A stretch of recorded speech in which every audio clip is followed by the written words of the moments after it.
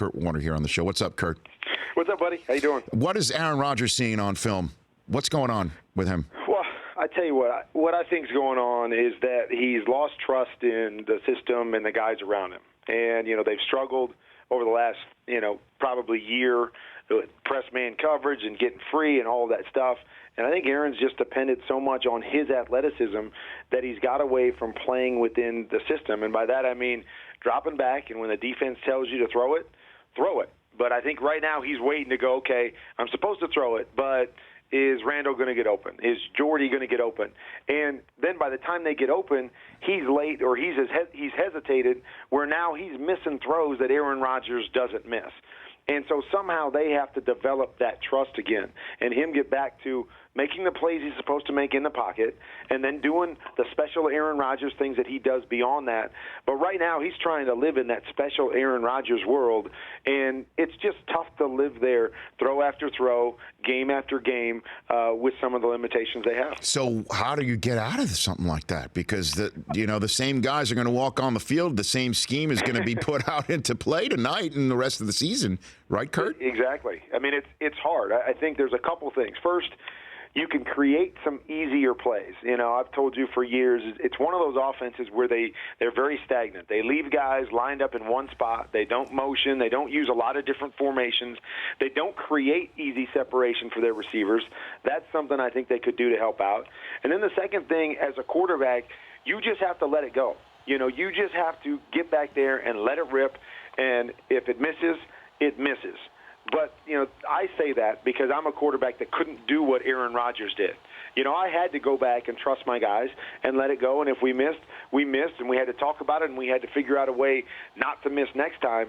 But Aaron's so special at holding the ball and creating that I think it's a little harder for a guy like that to say, well, why do I want to throw it if I'm not sure if he's open when I can scramble around and then make a big play and help us win games? And I think that's the thing they're going to have to fight against, from here going forward, is somehow Aaron finding that balance and being able to just let it go. Kurt Warner joining me here on the Rich Eisen Show. So what's Romo going through right now? What's going through his temples where he's heard it just took 6 Dak Prescott games for everybody to say he should, from Brett Favre to everybody else, that he should just take a seat? Well, I mean, what is going through his mind, having been there before, is have all these people forgot what I've done for this organization and how I've played for the past how many years? That's the frustration. And we're all going to hide it and say, well, yeah, we're going to do what's best for the team. Sure. And I think Tony will, because he's a great guy. But in his mind, he's saying, are you kidding me?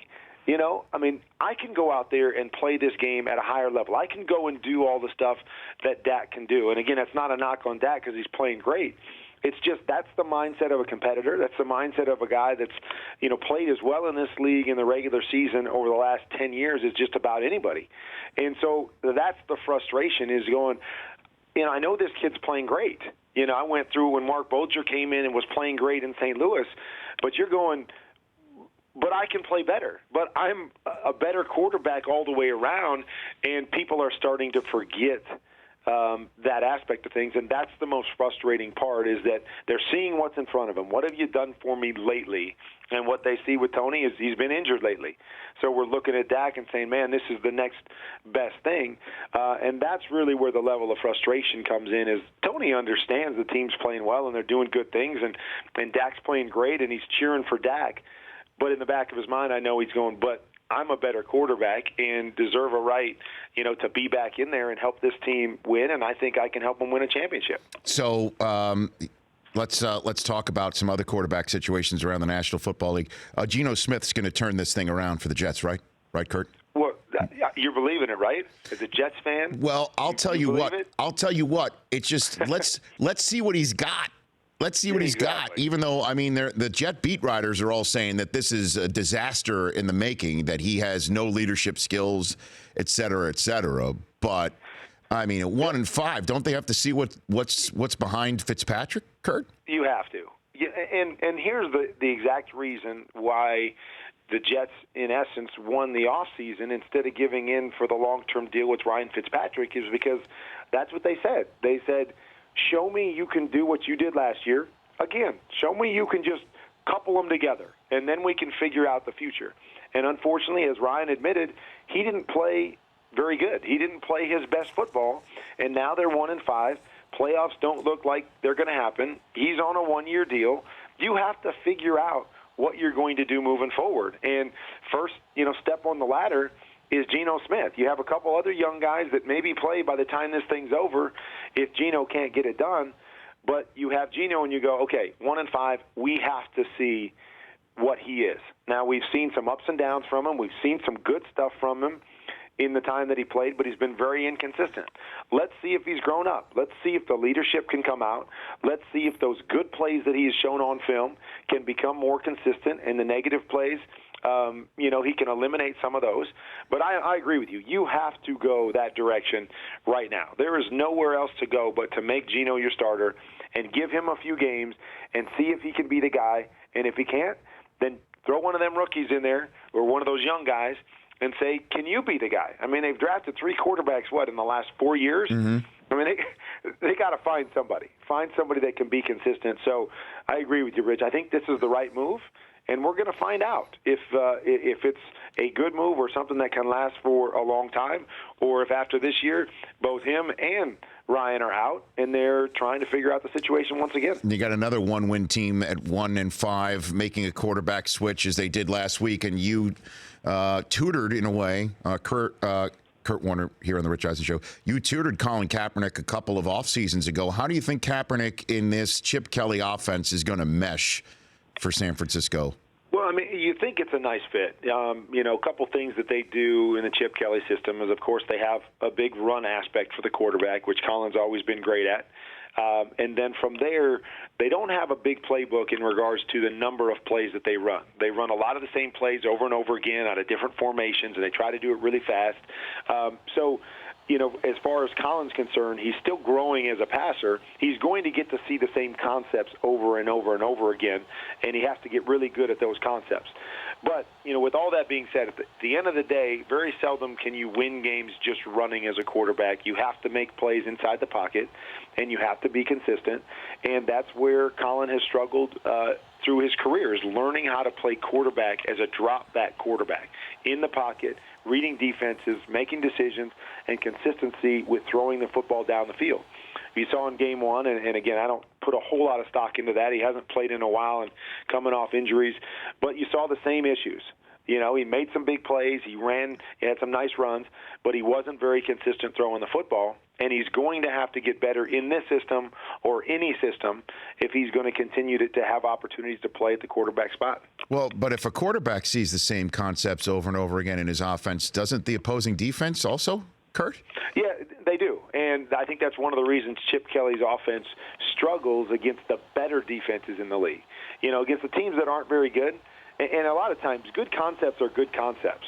Against most teams, if you're getting a particular coverage, you can run the same play 10, 15 times in a game, and you can still have success because they have to cover something. And if you overload a zone or you overload a man, they can't cover everybody. So, just because they're seeing it doesn't mean they can necessarily stop it. But the good teams in the league that are very disciplined, if they see the same plays over and over again, they'll sit there and wait for it, and that's why I think come playoff time and against the better teams, Chip Kelly's offenses have struggled more than against the lower teams that aren't as good defensively or that play more man coverage or whatever you might want to say. So, yeah, there's some positives and negatives to that on a whole, but I think for a young quarterback learning how to play the position, it's probably a greater benefit to have and see the same things over and over. Kurt Warner, before I let you go, ask him the poll question, Brockman. He's perfectly poised to answer it, being a Cubs fan from Iowa. Go for it. Whose fan base needs to relax the most, Kurt? Packers, Cubs, Dodgers, Bears, or a caller of ours, Ryan in Dayton, who's losing to his wife in fantasy football and will have to buy her a minivan if he loses? What do you think, Kurt? Wow. I know. Well, he should panic if he's got to buy a minivan. That's for sure. Cubs fans, I can't say they can't panic because we've been here too many times, and we know how this goes. So those guys are going to continue to panic. I'm going to continue to say Packers fans need to relax, that Aaron Rodgers is still a great quarterback. They just have to figure it out. They've got to somehow make a few adjustments, and I think they're going to be okay. Everybody else can still panic. So then let me ask you this last one then. Who needs to panic more, Cubs fans or Thursday Night Football producers who have to have Michael Irvin with a 4 a.m. call time prior to Giants and Rams this coming Sunday, Kurt? Well, that's definitely Cubs fans can relax on that one. We know how Irv is when he has those 4 a.m. calls. So it's on the air, by the way, on the air at 4 a.m. Pacific. I know it's going to be a rough Sunday for us. We're going to have to. Wait, you're part of this? You're not part of Thursday night. Are they pulling you in for this? Are you in this? For Sunday, I am. Yeah. Oh, Sunday morning. That's because Marshall. You didn't get the London. You didn't get the London out like Marshall did. You know, I almost did. I almost did television for the game in London, but just because I'm coaching my son, I didn't want to leave him high and dry the last couple of weeks of the season, so I ended up passing on that. So now I'm with you, man. Okay. So last one. Who's better, Cade Warner's Jets or the actual New York Jets? Oh, gosh. It's actually Elijah, my little guy. Oh, it's Elijah's. Okay, I didn't know. Okay, Elijah, so but Elijah's Elijah Jets? Warner. We might be able to pull him up to play quarterback for the Jets. He's pretty darn good. He's pretty good. In front of Hackenberg, Kurt? In front of Hackenberg? He doesn't have the arm that Hackenberg has, okay. but he's got a pretty good mind. He might be able to make it work by seeing things a little bit better. Okay. Thank you, Kurt. We'll see you soon. You take care of yourself. All right, buddy. Okay. Amazing. At Kurt 13 Warner. The Rich Eisen Show, weekdays at noon Eastern on Audience.